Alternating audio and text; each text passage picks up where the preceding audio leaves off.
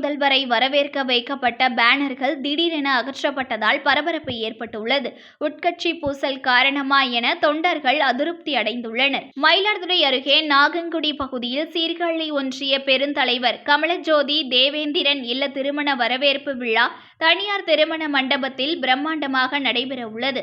இதில் துணை முதலமைச்சர் உதயநிதி ஸ்டாலின் மற்றும் பல்வேறு அமைச்சர்கள் கலந்து கொள்ள உள்ளனர். இதனிடையே மயிலாடுதுறை கால்டெக்ஸ் பகுதியிலிருந்து 5 கிலோமீட்டர் தூரத்திற்கு சாலையின் இருபுறமும் கொடிக்கம்பங்கள் மற்றும் பேனர்கள் வரவேற்பு விழாவில் பிரம்மாண்டமாக அமைக்கப்பட்டிருந்தது.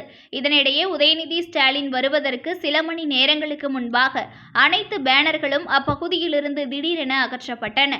மேலும் பல்வேறு மாவட்ட பொறுப்பாளர்கள் மற்றும் அமைச்சர்களின் புகைப்படம் அடங்கிய பேனர்கள் அனைத்தும் அதே பகுதியில் திருப்பி வைக்கப்பட்டது. இதுகுறித்து காவல்துறையினரிடம் கேட்டபோது உரிய விளக்கம் அளிக்கப்படாத நிலையில் ஏதேனும் திமுக உட்கட்சி பூசலா என்ற கேள்வி தொண்டர்களிடையே இருந்துள்ளது.